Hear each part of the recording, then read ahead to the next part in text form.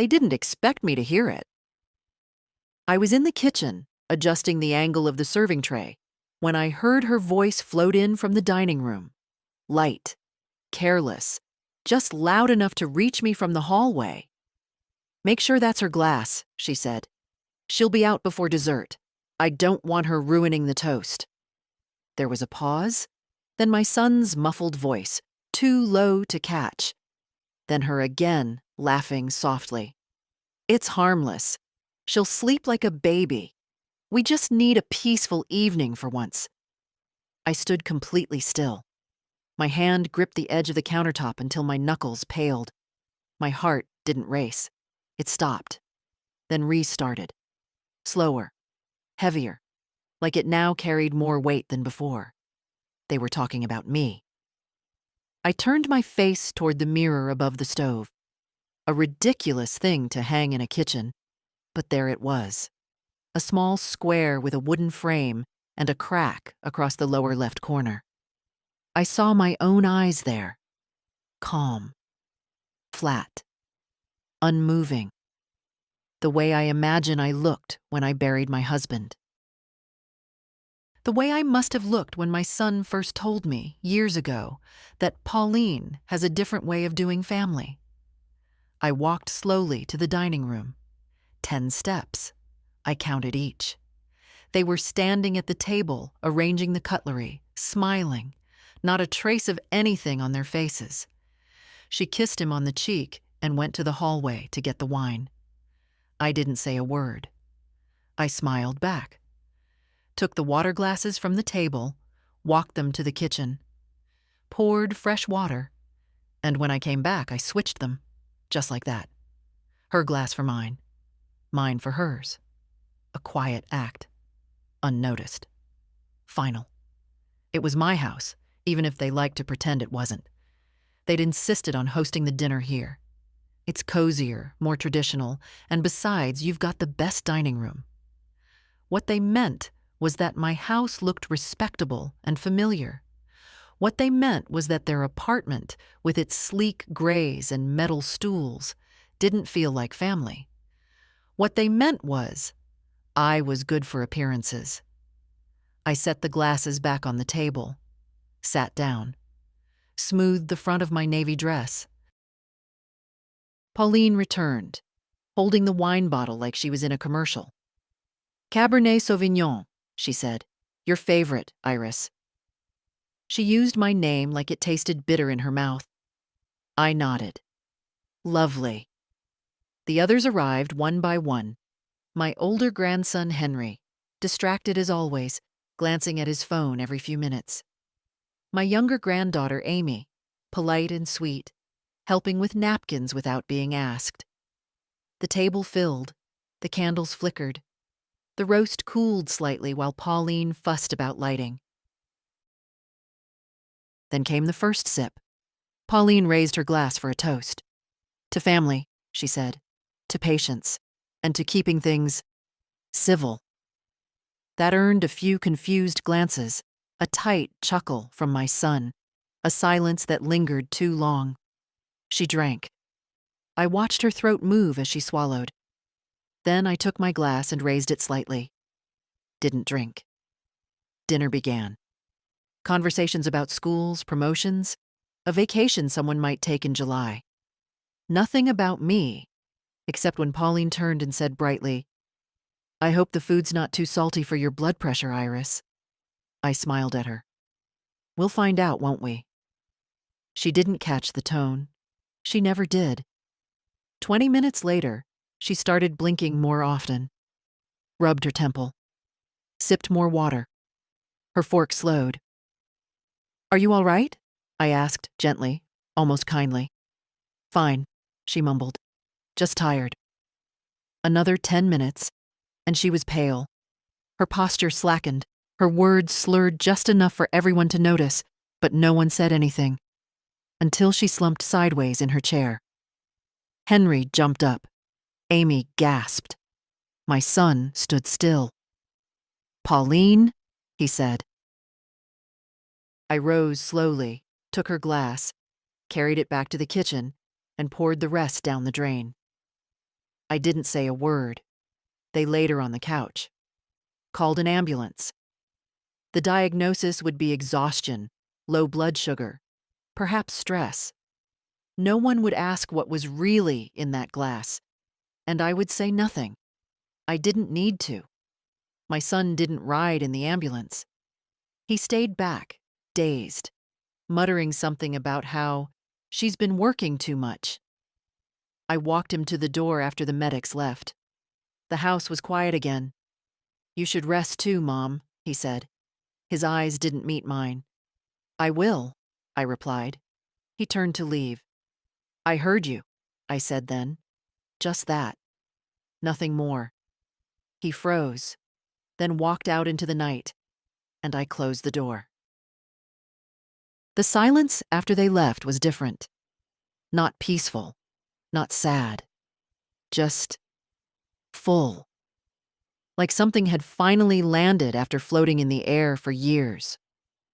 I sat in the living room, hands folded on my lap, and watched the dark settle over the porch. Pauline's perfume still lingered faintly in the cushions.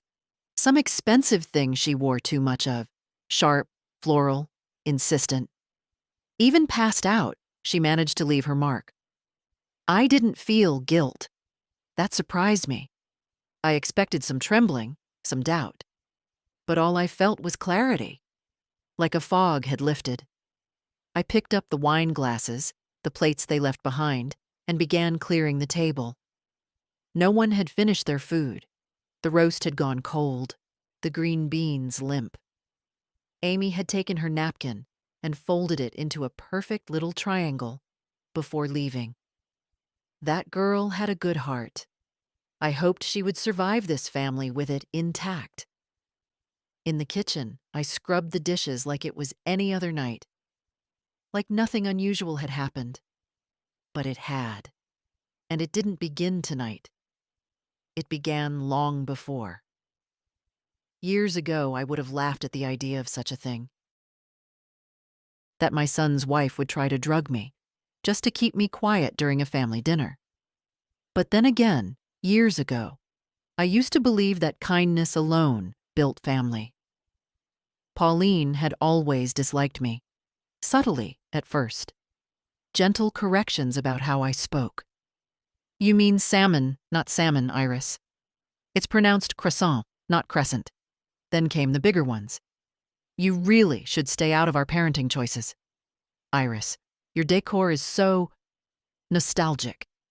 Code for outdated, low class, embarrassing. She came from money, not old money, flashy money, the kind that gets spent quickly and loudly. Designer clothes, weekly spa visits, a car that cost more than my house. And somehow, despite all that, they were always behind on bills. That's where I came in.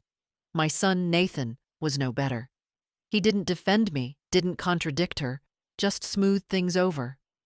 "She doesn't mean it like that, Mom. Pauline's just stressed." "You're being too sensitive." "Let's not make a thing out of it." I didn't make a thing out of it. For years. I signed checks, helped with the down payment on their house, covered private school fees when Henry started slipping behind, paid off their credit card debt once, quietly, after they asked for a small favor. I never told anyone. That was my mistake. They got used to it, started acting like it was expected, like I owed it to them, just for being alive. And I took it. Because Nathan was my only child. Because I thought if I kept giving, eventually I'd be part of their lives again. Not just a backup wallet, but a mother, a grandmother. I thought if I stayed useful, I'd stay wanted. Tonight proved otherwise. They didn't just want me silent. They wanted me unconscious. Out of the picture. An obstacle to their performance of unity and polish. I washed Pauline's wine glass. Last. Watched the soap run down the stem, the rim where her lipstick had left a faint mark. I rinsed it carefully, set it on the rack to dry. Then I wiped down the counters, turned off the kitchen light, and went to bed. I didn't sleep. My mind replayed their conversation in loops. Her voice, confident, careless, talking about me like I was a dog to be tranquilized. I used to say nothing. When they left me off the Christmas card, when they told the neighbors that Iris was just a friend helping out with childcare, when I offered a suggestion and got a patronizing smile in return, I swallowed it all. Not anymore. In the morning, I dressed without rush. Same routine. Soft slacks, cardigan, a brooch my husband gave me before he passed. I made tea. Sat by the window. The garden needed weeding, but I let it be. Today wasn't for that. My phone buzzed around 9:17 a.m. A message from Amy. "Grandma, is everything okay? That was so weird last night. Dad said Pauline fainted because she hadn't eaten all day, but I don't know. She looked strange. You okay?" I smiled. "Bless that girl." I replied, "I'm perfectly fine, sweetheart. Thank you for checking." And yes, something was strange. I didn't say more. Not yet. She deserved the truth, but not in a text message. I would talk to her soon, when it was time. I spent the morning reviewing my bank statements. 3 accounts, 1 savings, 1 checking, and 1 I hadn't touched in over a year. My name on every document, and Nathan's on several. I had forgotten how many payments I'd automated in their name. Cell phones, car insurance, school fees, a gym membership I'd never used. It was all there in black and white. They used my money to build their life, and now they'd tried to erase me from it. I closed the laptop gently and called the bank. The voice on the other end of the line was young, chipper, too bright for 9:30 in the morning. "Good morning, Ms. Lorne. This is Colleen at First Carolina Federal. How can I assist you today?" I paused before answering. My hand rested on the notepad beside the phone, where I'd scribbled every recurring payment I could remember. My handwriting looked steadier than I felt. "Yes, hello. I need to review some authorizations on my accounts, and I'd like to suspend a number of automatic transfers, possibly all of them." There was a beat of silence. "Of course, Ms. Lorne, I can assist with that. May I verify your identity first?" We went through the standard dance. Last 4 digits of my Social Security, the name of my late husband, the answer to a security question I'd forgotten I'd even set. "Perfect," she said finally. "I see you have 3 active accounts with us. There are currently 72 automatic transactions scheduled. Would you like to cancel specific ones or suspend everything for now?" "Everything," I said. My voice didn't shake. I'd half expected it to, but it came out clear and steady. I almost didn't recognize it. "All right," Colleen replied, now more serious. "I'm initiating a suspension of all scheduled payments effective immediately. They'll be paused until we receive further instructions from you in writing or in person." I thanked her, hung up, and stared at the phone. So that's how it starts, I thought. Not with a bang, not with a confrontation, just a quiet call to a cheerful stranger, a flip of a switch in some system. And now, the bloodline of their finances, their real dependency, was cut off. By lunch, the first text came in. It was from Nathan. "Hey, did something happen with the phone plan? Mine's not working." I didn't answer. Let him wonder. I made myself a sandwich. Nothing fancy, just turkey and cheese. I took it out to the porch and sat in the wicker chair with the peeling armrest, the one Pauline always made a face at. Funny, that armrest had outlasted her decency. The air was warm, a little sticky. September always came heavy around here. I watched a neighbor mow his lawn in slow, careful stripes and remembered how my husband used to do the same. I wondered, if he were here, what he'd have said about all this. He wouldn't have been surprised. He saw things I didn't. Warned me, gently, years ago. Iris, he said once, if they only come around when there's a check involved, they're not visiting you. They're visiting the money. Back then, I brushed it off, told him he was being cynical. Now, I thought, no, he was just tired. Tired of watching me get chipped away, piece by piece. Around 2 o'clock, the doorbell rang. I knew before I opened it who it was. Nathan. His shirt was wrinkled, unusual for him. His hair hadn't been combed. He looked like a man who'd been chasing an explanation all morning and still hadn't found one. "Mom," he said, stepping inside before I could say yes or no. "I need to ask you something." I didn't invite him to sit. He stood in the living room, glancing around like he was looking for something. Maybe he was. "Did you talk to the bank?" "I did." "Why?" He said it like it was a real question, like it was unexpected. "You know why," I said simply. His face changed then, flickered through irritation, confusion, something else I couldn't name. Then it settled into that careful, measured expression he used when dealing with clients. He folded his hands together. "Mom, Pauline's been under a lot of stress lately. She didn't mean anything by what she said. It was just poor wording. She was nervous about the evening going smoothly. That's all." "You're calling it poor wording?" I asked. "She didn't drug you," he said quickly, eyes widening. "You're jumping to conclusions. It was just a supplement. She uses melatonin herself. Thought it might help you relax.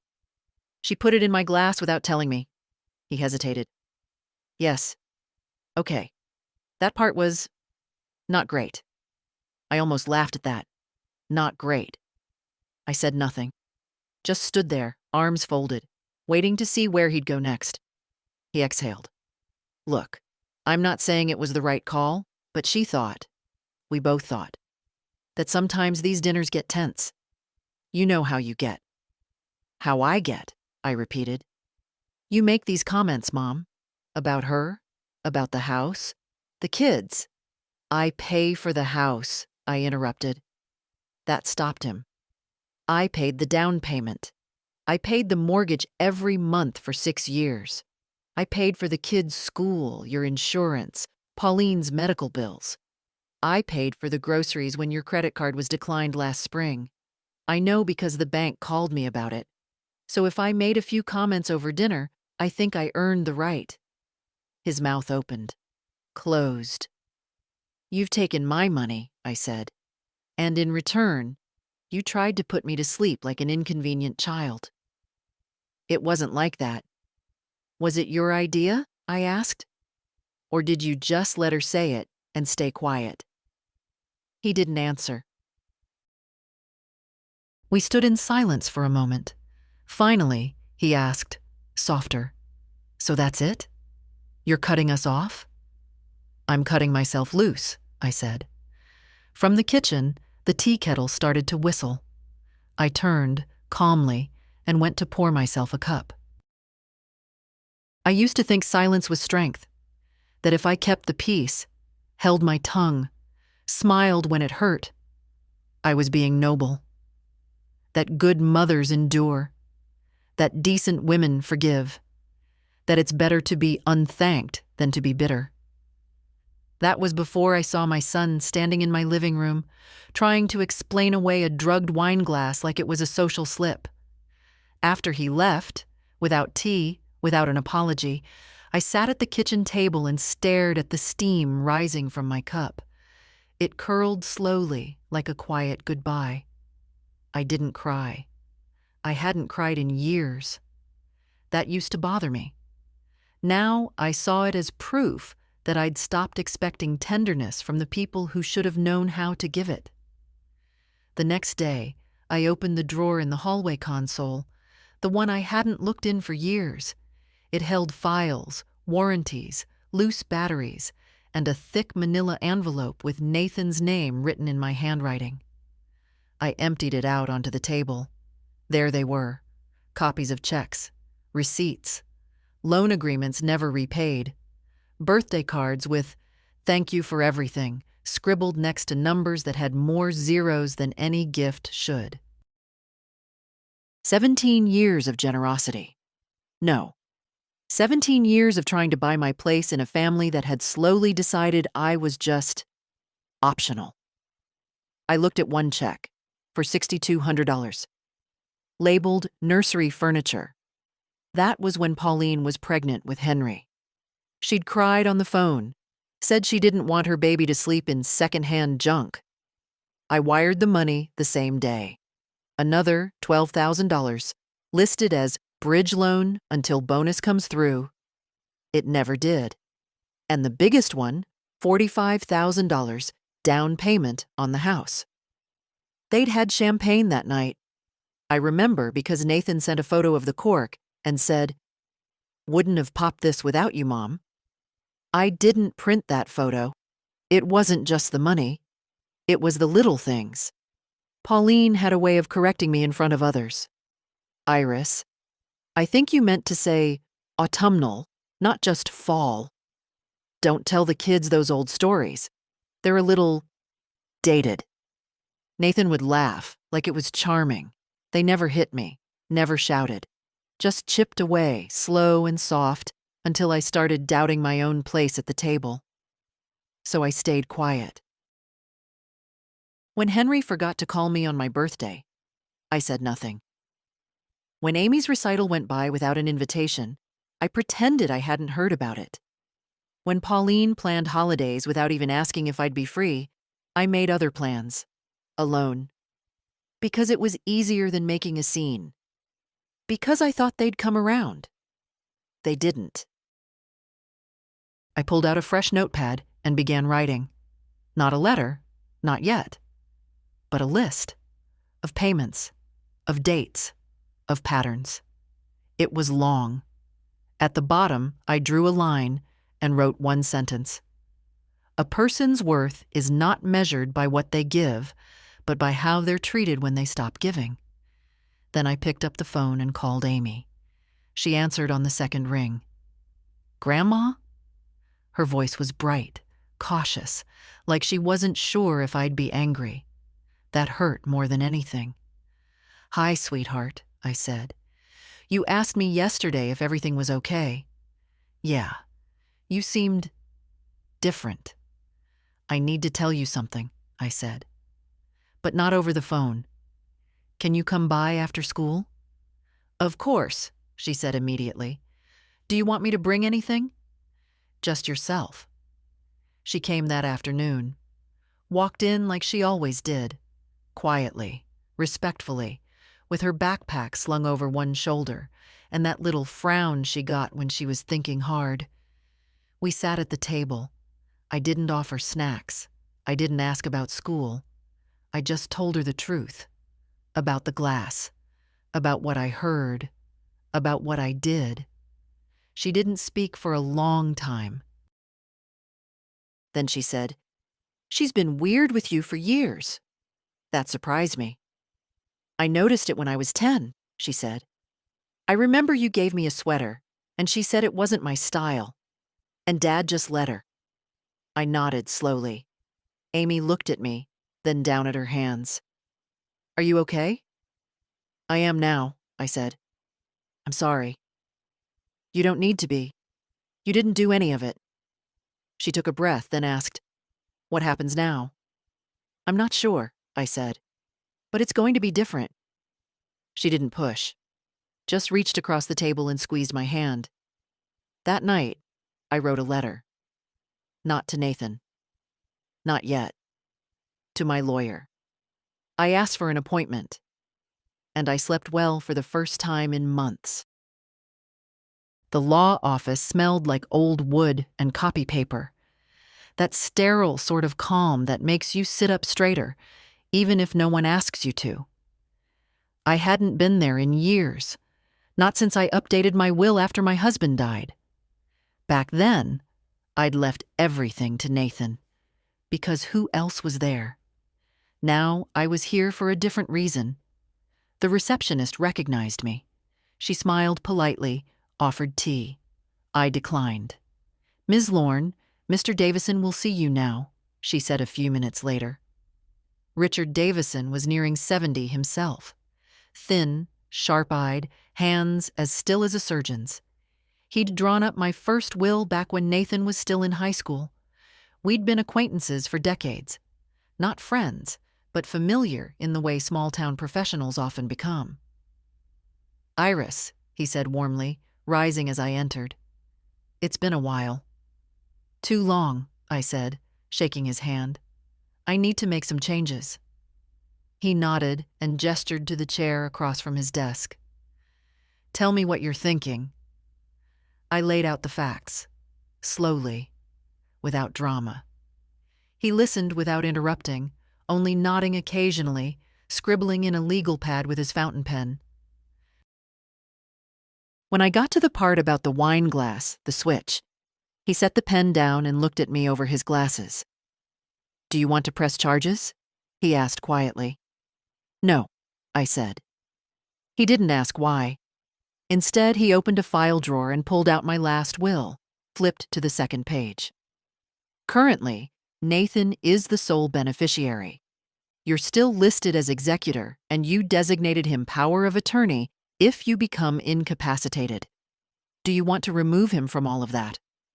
"Yes. And replace him with my granddaughter, Amy." He didn't blink, just made a note. "I'd also like to create a trust," I said. "A separate account, protected, for Amy's education, housing, her future. Something no one else can touch, not her parents, not her brother, not me, once it's set." Richard raised an eyebrow. "That can be done. I'd suggest a revocable living trust with a named successor trustee, preferably someone outside the family." I nodded. "Can you be that person?" He smiled faintly. "Happy to. But I'll need to verify with her first that she understands what's being offered." "She doesn't know yet," I said. "Not the details." "She will soon," he replied, and began drawing up the paperwork. It took 2 hours, signing, initialing, reviewing clause after clause. I felt no hesitation, just a calm sense of direction, like I was finally walking the path I should have taken years ago. When it was done, I felt lighter. Not euphoric, just unburdened. Outside, the sun had shifted westward. The light was different, softer. I stopped by the bakery on the way home and bought a cherry tart. Amy's favorite. It felt like the right thing to have waiting. The next morning, Nathan called. I didn't pick up. A few minutes later, a message came through. "I just got a notification from the mortgage company. Payment bounced. What's going on? Can you call me back?" I stared at the screen, then set the phone down and went to water my plants. Let him sit in the silence for a while. I'd lived in his for years. Later that afternoon, Amy came by again. This time, she had a stack of school papers with her and a worried look in her eyes. "I think Dad's starting to freak out," she said, dropping into the kitchen chair. I poured her some lemonade. "He should have thought about that before letting Pauline put drugs in a wine glass," I said calmly. Amy winced. "He says it wasn't like that. I know what I heard. I believe you." I sat across from her and slid the tart across the table. "Cherry." I remembered. She smiled. That same soft, grateful smile I used to get from Nathan when he was a boy and I made his favorite grilled cheese. Before the distance, before the expectations. "I made a decision," I said. "I changed my will." Her eyes widened. "You what?" "I took your father out. Removed him as beneficiary, as executor, as power of attorney. I named you instead." "Me?" "Yes, you. And I set up a trust. For your future." She sat back, stunned. "Grandma, I don't know what to say." "You don't need to say anything," I said. "Just promise me something." "Anything. Don't ever let people take your kindness as permission." Amy nodded. Her eyes were glassy. "I didn't do this to punish them," I said. "I did it because I want what I built to go to someone who sees me, not just what I can give." "I do see you," she whispered. I reached across the table and squeezed her hand. And for the first time in a very long time, I felt like someone's mother again. Not because of what I could provide, but because I was finally being heard.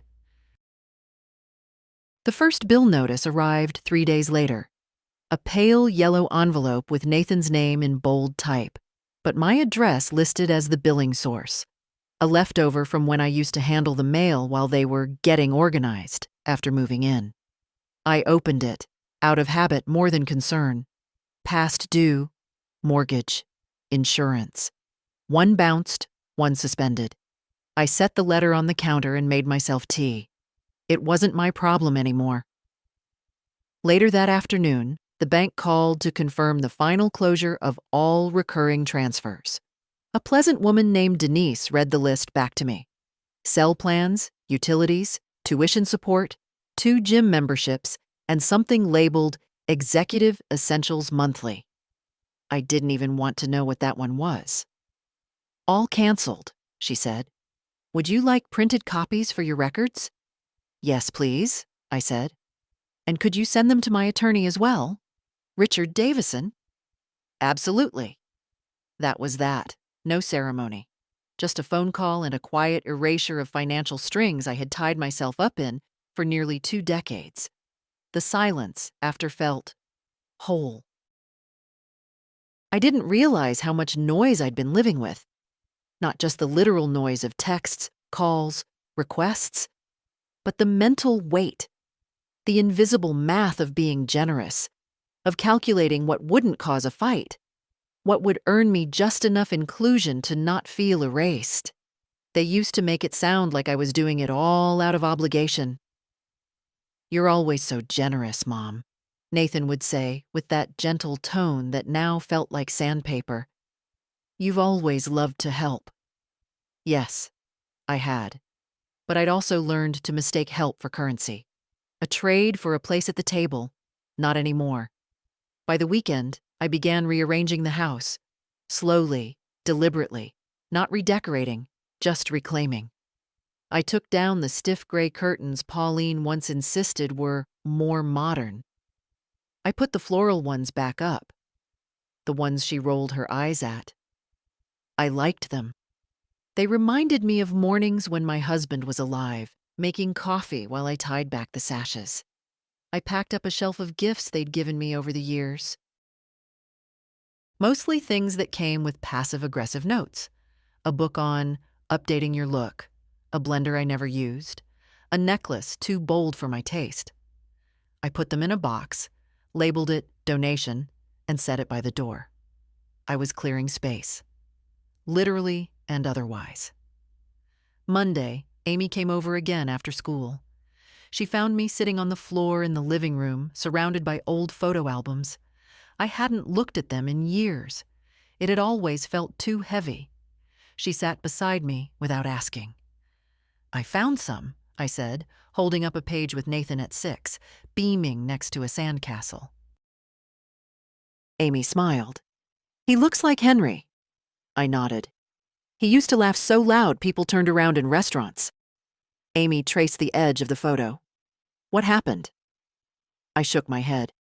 "I don't know the exact day it changed. It wasn't dramatic. Just slow. He got older, got smarter, met Pauline. Things started getting small between us. Tighter. Like he was shrinking away from who we were." "He shouldn't have let her treat you like that," Amy said quietly. "No," I agreed. "But I let it happen too. I wanted peace more than I wanted truth." We flipped a few more pages. Birthdays, holidays.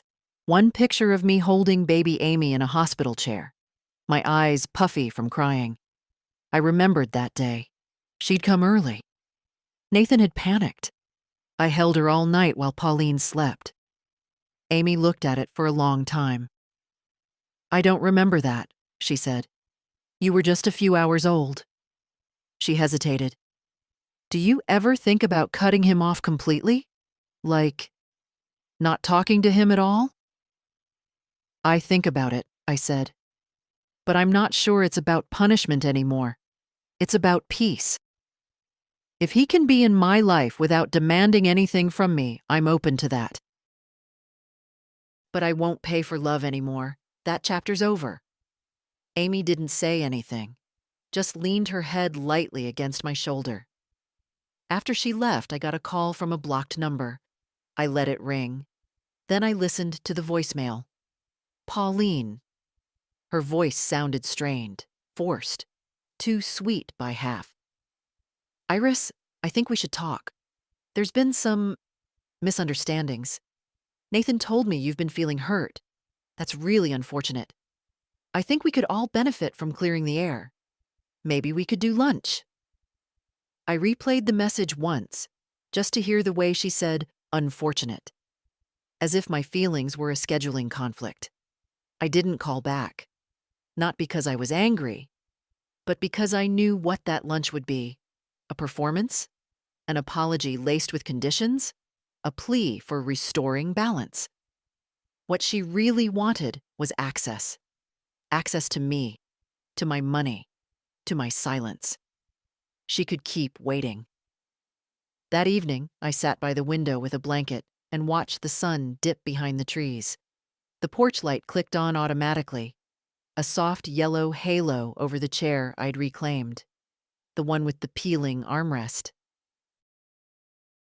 And for the first time in years, I wasn't waiting for a call. I wasn't hoping to be included. I wasn't adjusting myself to fit inside someone else's version of family. I was simply home, and it was enough. The first message from Henry came the next morning. It was short, stiff, polite, like he was writing to a teacher he didn't really like. Hey, Grandma, Dad said you're mad at everyone. Just wanted to say I hope you're okay. I stared at it for a while.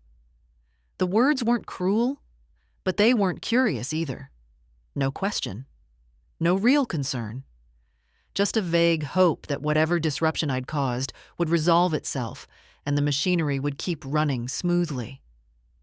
He'd always been like that, hands off, a nice boy but trained early to keep a safe distance from discomfort. I didn't answer. An hour later, Amy called. Henry just texted me, she said. He said you're mad at everyone. I'm not mad, I replied. I'm done. There was a silence on the line, then a soft laugh. Good, she said. Amy had been checking in every day now, not out of obligation that I would have felt, but just being there. Sometimes she came over, sometimes she called.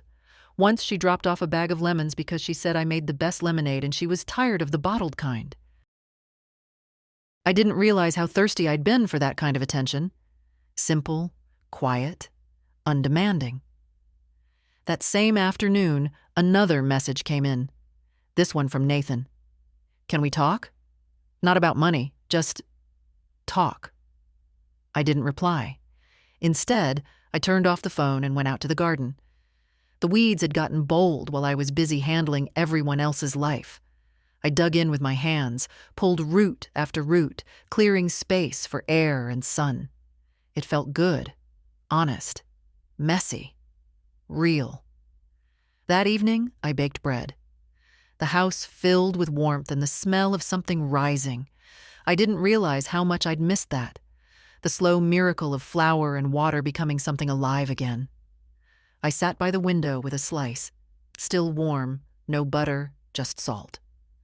The porch light flicked on. I didn't look at my phone. When it rang again after dark, I let it go to voicemail. This time, the voice was Pauline's mother. That one surprised me. Iris, this is Vanessa. I know things have been tense lately, but I wanted to say, I never meant for you to feel excluded. I assumed Nathan and Pauline were involving you in the planning. If I had known...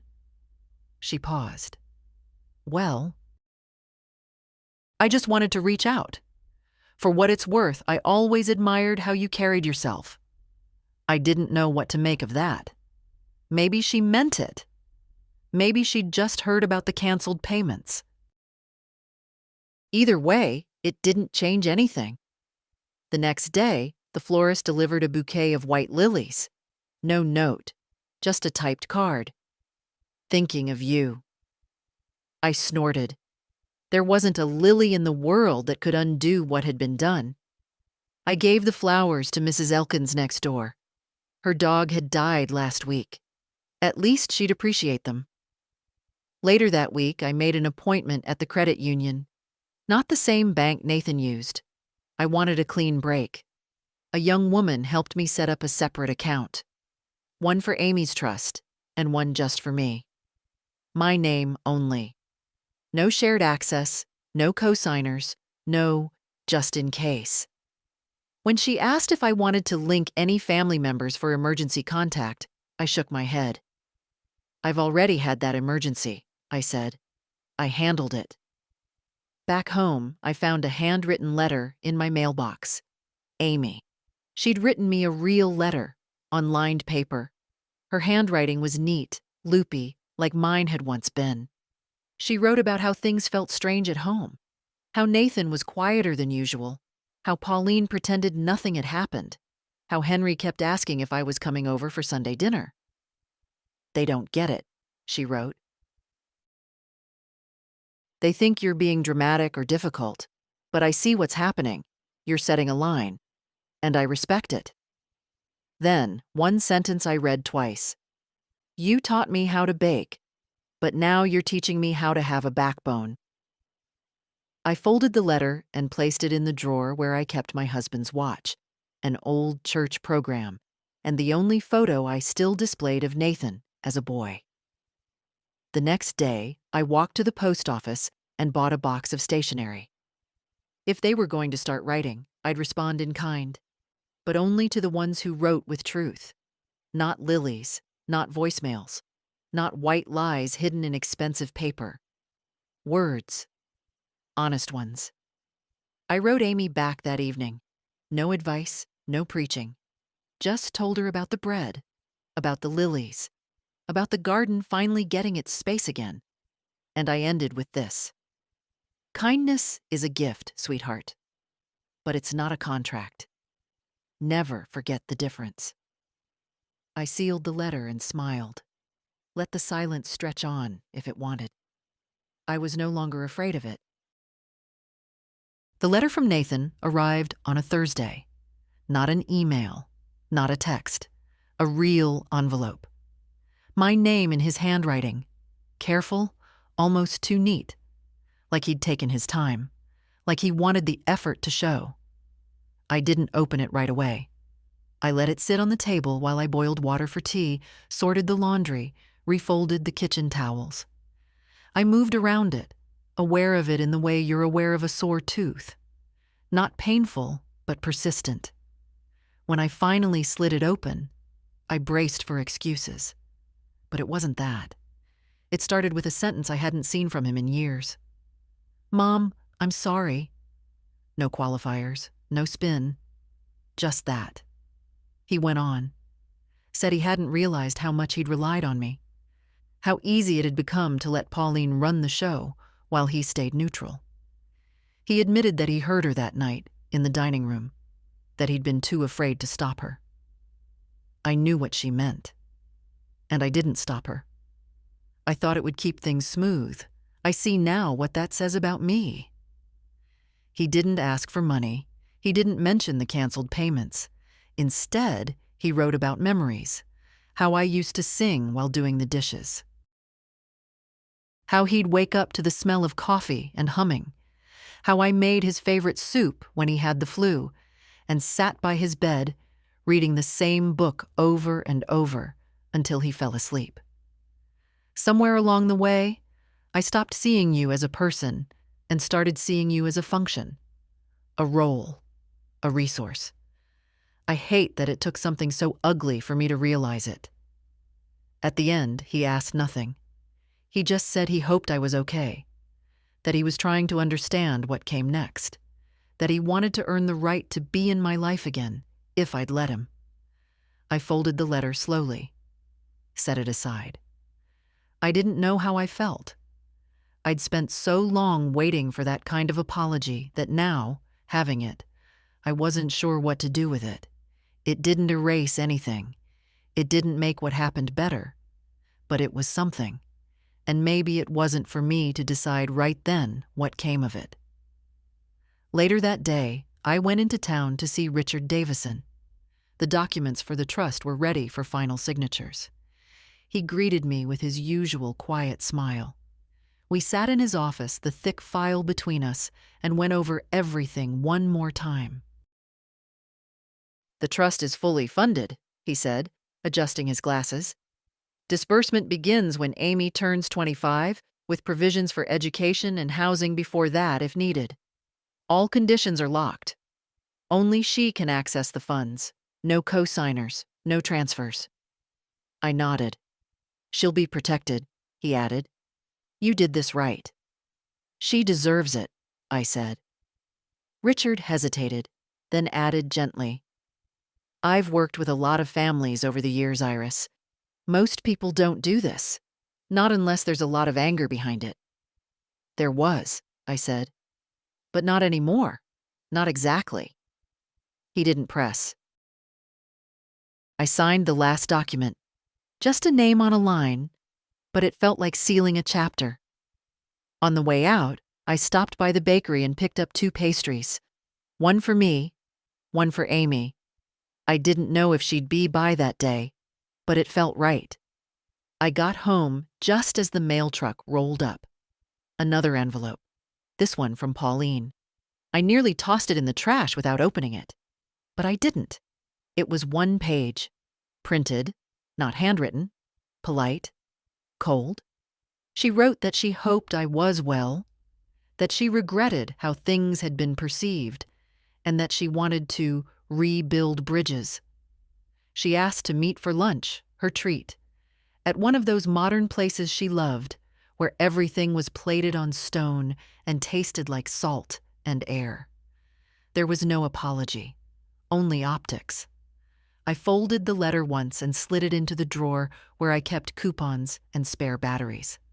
A waiting room for things I didn't know what to do with yet. That evening, Amy came by. I handed her the pastry and told her the trust was official. She stared at me. "What does that mean?" "It means no one can take your future from you," I said. "Not even you if you're being foolish." She laughed, then paused. "Is it a lot?" "It's enough," I said.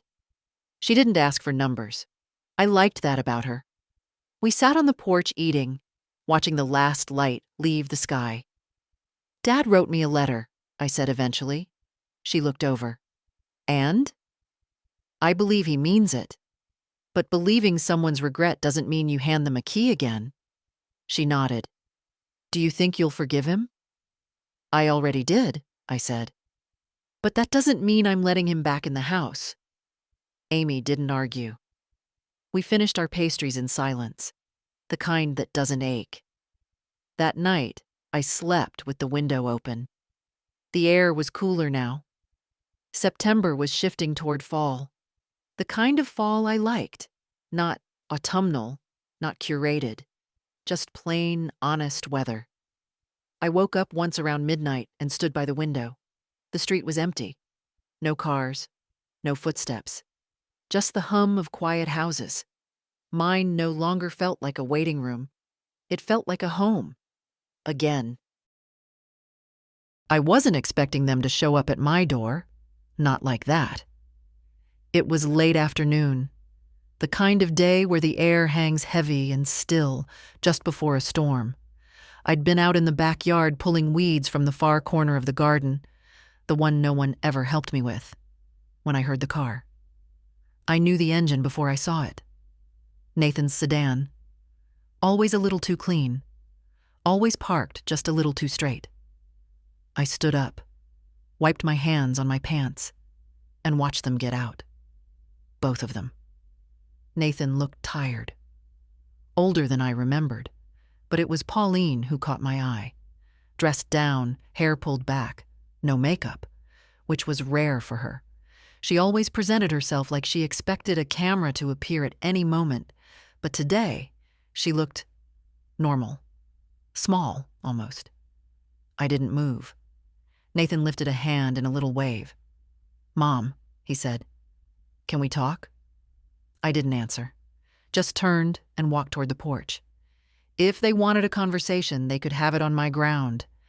They followed me up the steps like children, unsure if they were still in trouble. I didn't offer chairs, didn't invite them in. Pauline spoke first. "I know I'm probably the last person you want to see." "You're not wrong," I said. She swallowed. "I came to say something, and not just because of the money, though I'd be lying if I said we weren't affected." I waited. She glanced at Nathan, who gave her a small nod. "I'm sorry," she said, "for everything. The dinner, the glass. I shouldn't have done that. I was trying to control a situation that wasn't mine to control. It was selfish and wrong." Her voice was flat. Practiced, not robotic, but careful, like someone trying to walk across ice without slipping. I didn't speak. "I wasn't raised to ask for help," she continued. "And when you kept giving it, money, time, space, I told myself it was just your way of being. I didn't think about what it cost you. I didn't want to." Still, I said nothing. Nathan stepped forward. "We came because we know we can't undo it, but we don't want to pretend anymore. I don't." I looked at them both for a long time. Then I said, "I've already forgiven you."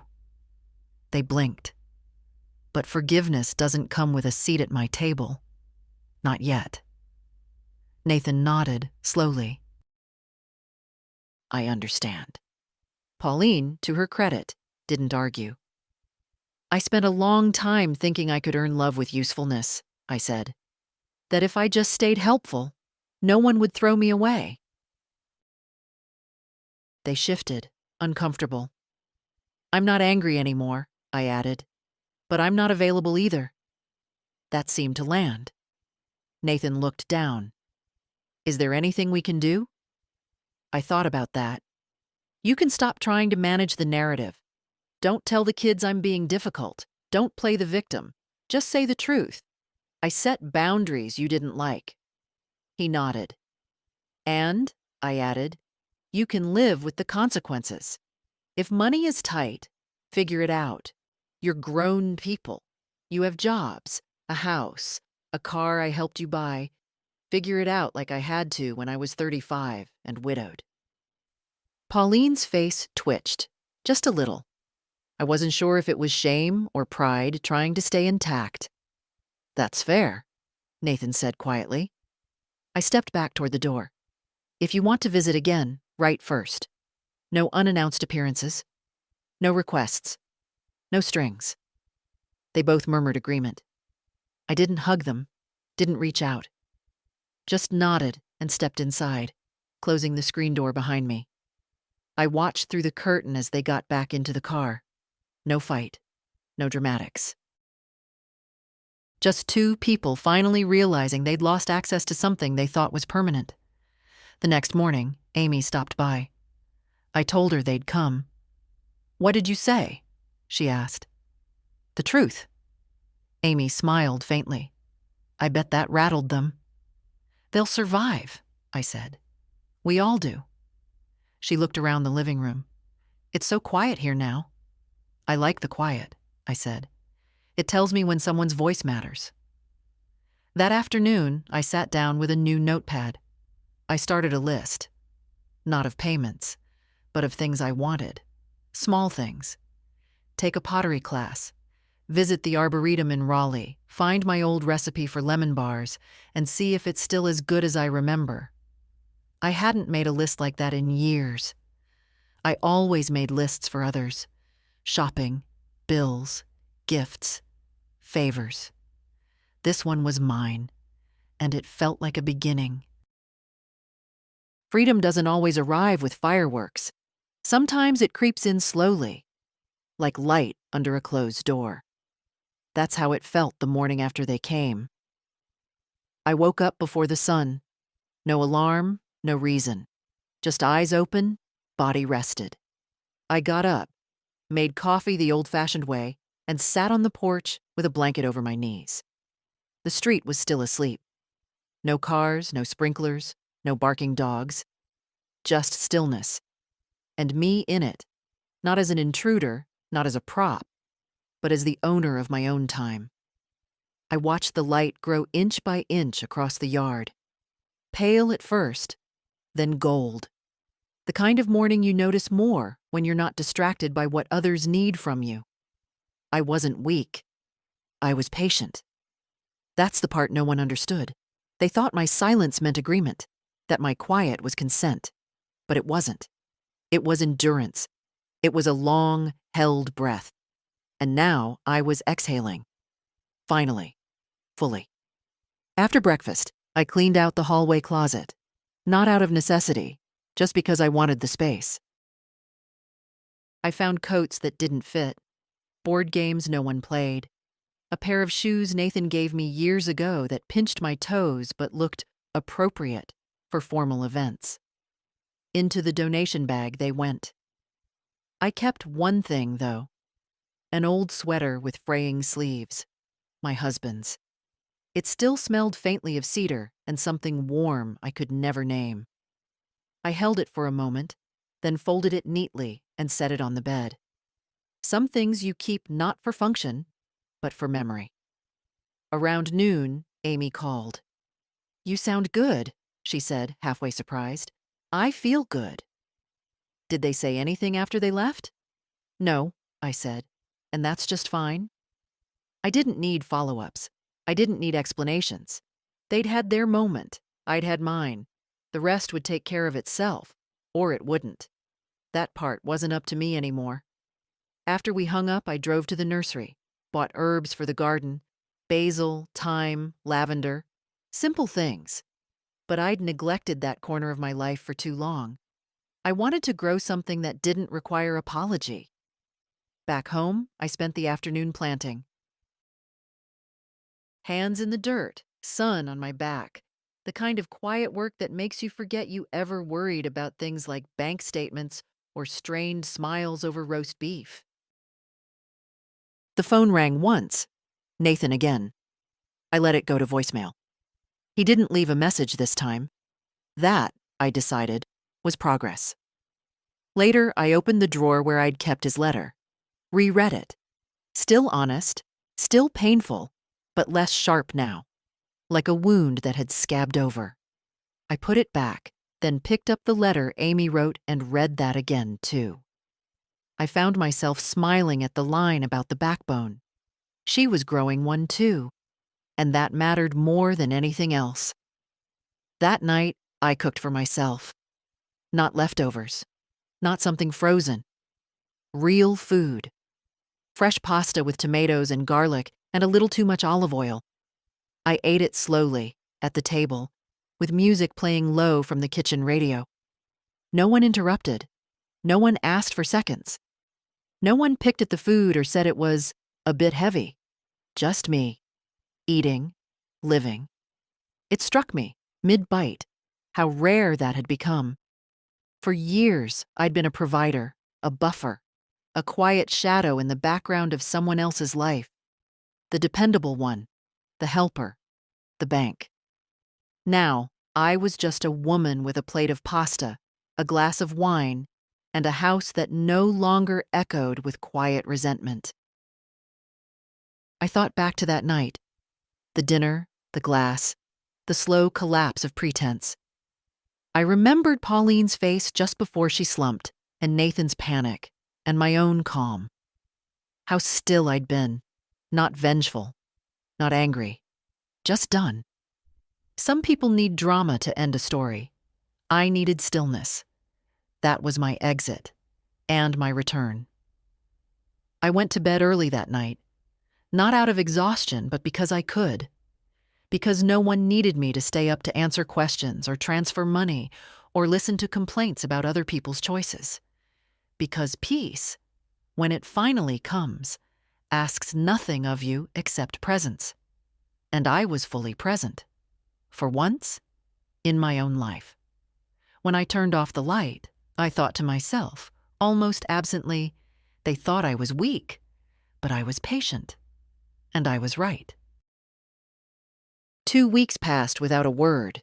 No texts, no visits, no apologies wrapped in flowers or guilt disguised as concern. And it was the most peace I'd had in years. I spent the time doing small things I used to rush through or put off. I repainted the back door, organized the pantry, even stitched a tear in the living room curtain I'd ignored for nearly a decade. Not because any of it mattered, really, but because it was mine to tend to.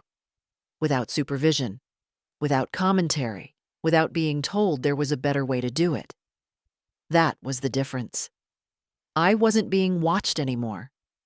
When you live with people, or even just near them, who think they know better than you, everything becomes performative. Every choice you make is up for quiet debate. Even silence starts to feel like judgment. But now, the quiet felt like breath. One morning, I made pancakes just for myself. Not for grandkids, not for guests. Just because I wanted them. I made them the way I liked. Crisp edges, too much butter, a little lemon in the batter. I sat by the window, watching the sun move across the kitchen tile, and thought, this is what a second life feels like. That afternoon, I took out my recipe box. The old one. Wood. Chipped in the corners, the cards inside smudged with flour and oil from years of use. I hadn't touched it in ages. Pauline didn't care for my recipes. Said they were too heavy, too dated. Once even asked if I could try cooking with less emotion. Whatever that meant. But Amy had asked me once, years ago, if I'd write them all down for her someday. So I began. One card at a time. Not just the ingredients. The stories, too.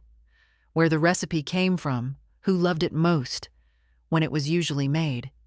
Not for anyone's approval. Just so that someday, someone would open this box and hear my voice in their kitchen. That evening, Amy called. They're quiet, she said, meaning her parents. Good, I replied.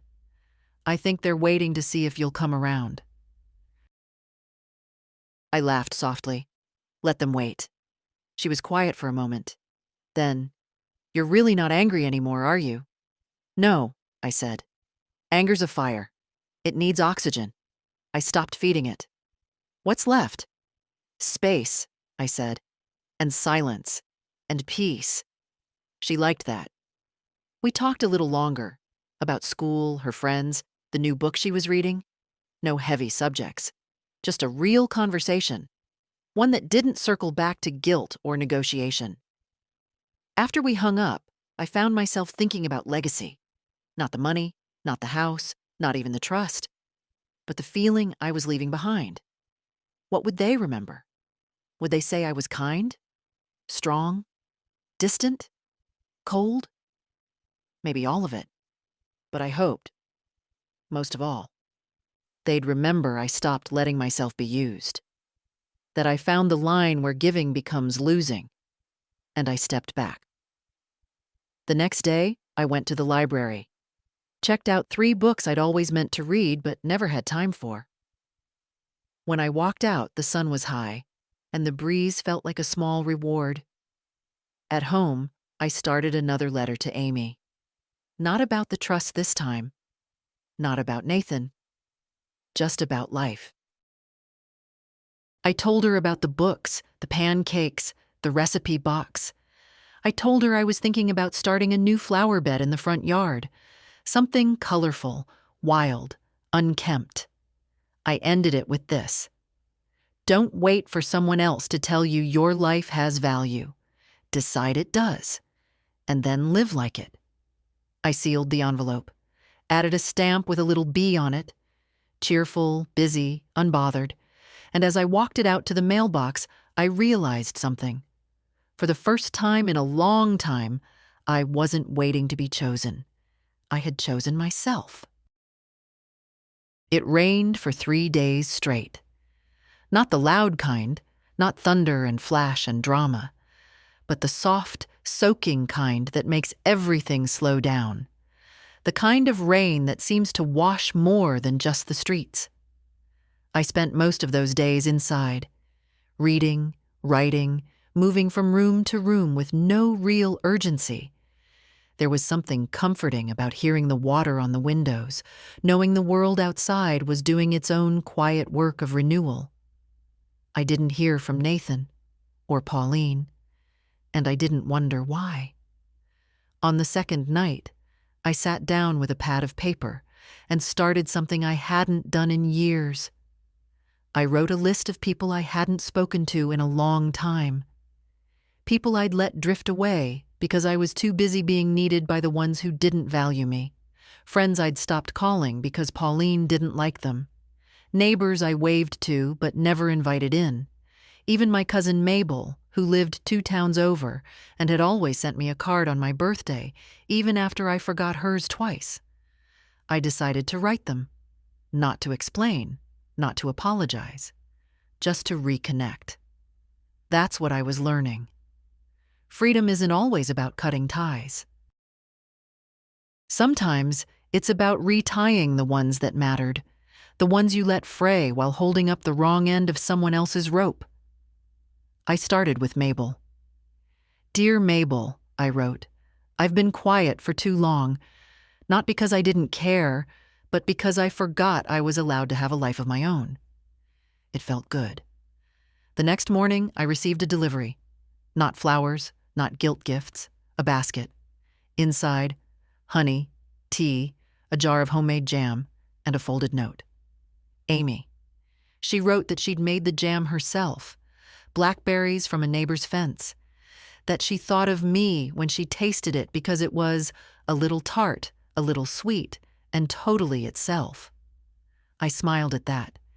She added one more thing at the bottom of the note, almost like a whisper. "You're the kind of woman I want to become." I sat with that sentence for a long time, not because it flattered me, but because it reminded me that nothing I'd built was wasted. Not the meals, not the patience, not even the mistakes. It had reached someone. It had shaped someone. And that mattered. That same day, I finally opened the drawer with Pauline's letter, the one I'd tucked away weeks ago. I didn't reread it, just took it out, walked it to the fire pit in the backyard, and lit a match. It burned quickly. No resistance. Sometimes closure isn't a door slamming. It's just deciding not to carry something anymore. That evening, I sat by the window again, tea warm in my hands, and watched the rain slow to a stop. The garden would be drenched by morning, but I didn't mind. It needed the soak. Things grow better when the soil's been softened first. Just like people. The next day, I went to the nursery again. This time I bought wildflower seeds, the kind that bloom where they want, how they want. No order, no pruning, just color and stubbornness. I came home, put on my gloves, and scattered them in the front yard. Let them surprise me, I thought. I didn't need control. I needed life. And life, I was learning, was best lived uncontained. Somewhere along the way, I stopped expecting the apology to fix anything. That's the thing about clarity. Once it arrives, it doesn't need ceremony. It doesn't ask for a stage. It just settles in, quietly, like a truth you already knew, but didn't want to speak aloud. One morning, I woke up and realized I hadn't thought about Nathan or Pauline in 3 whole days. Not once. Not when I opened the mailbox. Not when I cooked. Not even when I passed the corner of the kitchen where Pauline used to leave her purse every time they visited. That space didn't feel haunted anymore. It felt available. I'd started filling it, little by little, with my own things. a small stack of cookbooks I actually liked, a radio that only picked up 2 stations, both of them full of joy, a bowl of lemons just because they looked nice in the morning light. That was the biggest change, I think. I started putting beauty where the ache used to live. I didn't do it all at once. Just one corner, then another. A drawer here, a frame there. Not out of some grand need to reinvent myself.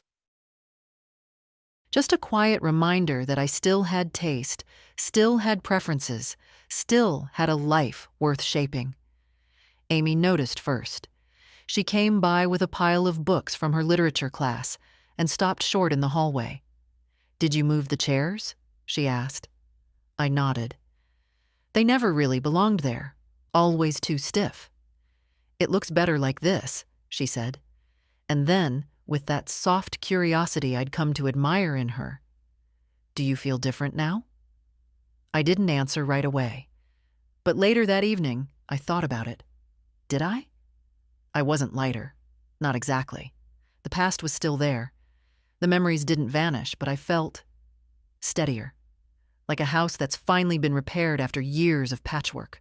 Nothing flashy, just sound, solid, my own. That weekend, I got a letter from Mabel. 3 pages, front and back. She wrote about her arthritis, her neighbor's runaway cat, the church choir's new director who insisted on modern songs that sound like someone yelling underwater. She also wrote this: "I don't know what made you reach out after all this time, but I'm glad you did. We forget we have choices. Then one day, we remember we can call someone who makes us laugh. And just like that, the world gets wider again." I cried, reading that. Not from sadness, from recognition. That was the thing, wasn't it? The world was wide. But I had made mine small, trying to stay wanted by people who only saw me when they needed something. Now, I was letting it widen again. Amy and I started walking in the evenings. Nothing far. Just around the block, sometimes to the park. She told me about her friends, her plans, a boy she liked who didn't like her back. "Which is fine," she said, "because I don't want to teach someone how to see me." That stopped me in my tracks. I turned and looked at her. Really looked. "You already know that?" I asked. She nodded. "You taught me." And I suppose I had. Not with speeches. Not with lectures, but with choices. By saying no when it counted. By choosing peace over performance. By walking away without burning down the house on my way out. That night, I wrote her a new letter. Slipped it under her windshield when she wasn't looking. In it, I wrote, "Strength isn't what people see when you raise your voice. It's what you learn to carry quietly, and more importantly, what you learn to set down." I watched from the window as she found it the next morning. She smiled. Didn't even open it right away. Just tucked it into her bag and drove off. She trusted the words could wait. The wildflowers started coming up that week.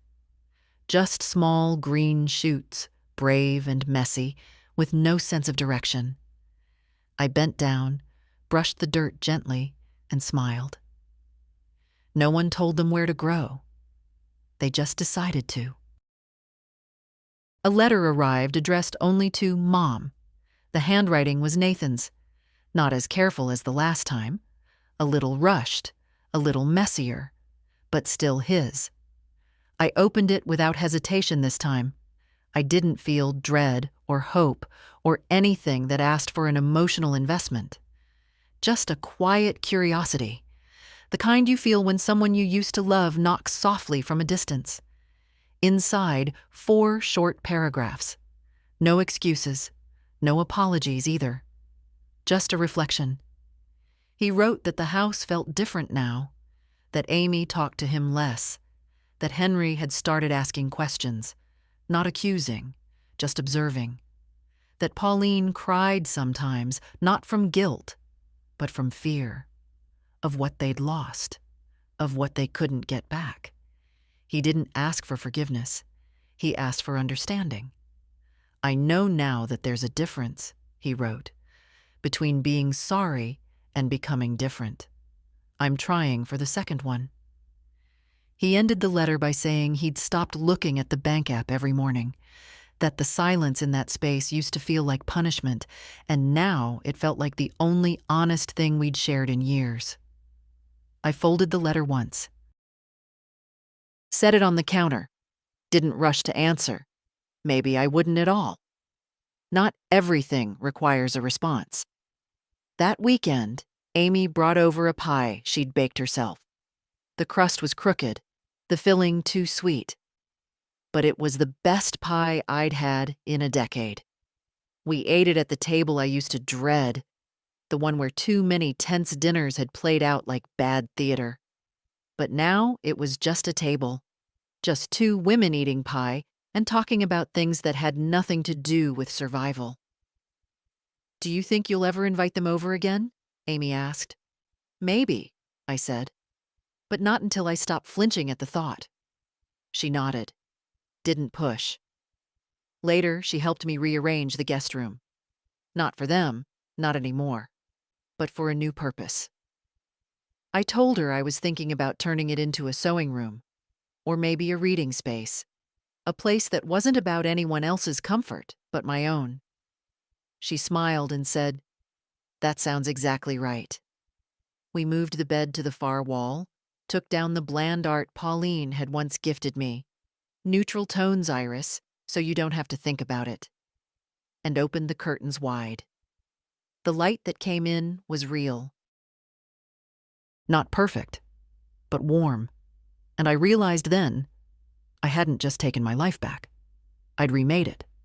Not out of spite, not out of rage, but out of clarity. People assume reinvention is loud, that it's grand, dramatic, public. But mine had been quiet, private, almost invisible, except to the people who bothered to look. I hadn't shouted anyone out of my life. I'd simply stopped holding the door open for those who kept wiping their feet on the welcome mat. Amy found one last photo in the drawer. An old Polaroid of me and Nathan, years ago, both of us laughing at something out of frame. I was holding him by the shoulders, and he was looking up at me like I could fix anything. She held it up. "You want to keep this?" I looked at it. "Yes," I said, "but not in the hallway." "Where then?" "In the sewing room, in a drawer. For me, not for show." Amy understood.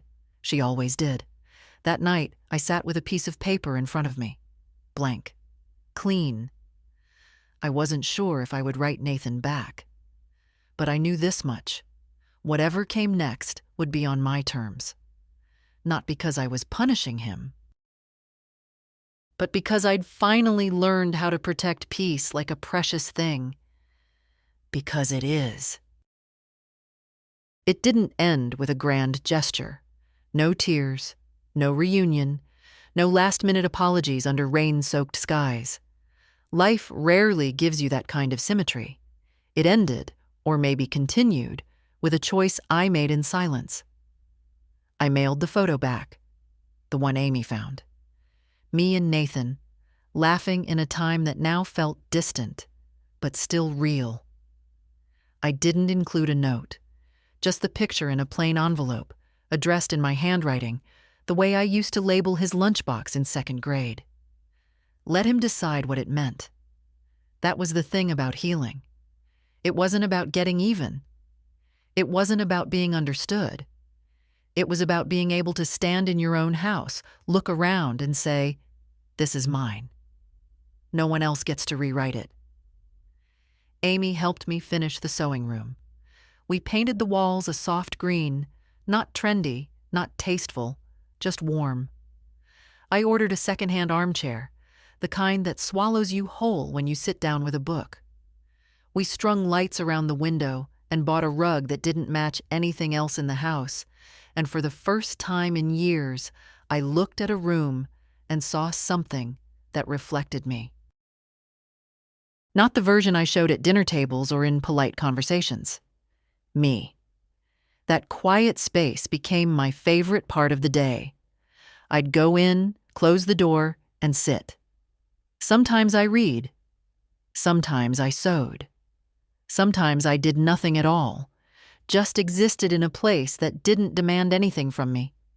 The wildflowers bloomed, not all at once, not in a perfect pattern, but steadily. A riot of color right there in the front yard where anyone walking by could see. People noticed. Neighbors I barely knew complimented the flowers. A few left notes in the mailbox. One woman even asked if she could take a picture. "Of course," I said. "They're not private, just unbothered." Amy laughed when I told her that. "That's you now," she said. "Unbothered." Maybe she was right. The truth is, I didn't become someone new. I just stopped shrinking inside someone else's comfort. I'm not angry anymore. I'm not bitter. Those words don't fit me. But I'm not available either. Not for manipulation. Not for performance. Not for being softened just to be tolerated. I love my son. I always will. But I won't be his lesson anymore. That's his work now. As for Pauline, I don't hate her. I don't think about her much at all. She lives in a different world, one I'm no longer applying to enter. Amy comes by often. Not because she has to, because she wants to. We talk, we eat, we plant things. We tell the truth. She told me she's thinking of moving away after college. Not to escape, but to grow. She said she wants to build a life where she never has to shrink herself to keep someone close. I told her I'd visit. She smiled and said, "I'll hold you to that." And I hope she does. The house is quiet again. But it's not lonely. It's full of things that matter. Letters, books, music, flowers, time. And my voice, not raised, not shaky, just present. If you've made it this far, maybe something in this story belongs to you too. Maybe you've been told to be small, to stay grateful, to accept crumbs and call them kindness. Don't. You're not too much. You're just enough for the life that actually fits you. So, go plant something wild. Say no and mean it. Take your seat back. And when the silence finally settles around you, let it remind you. You were never asking for too much. You were just asking the wrong people. If this story spoke to you, share it. Leave a comment. Tell me what you've stopped shrinking for. I'm listening.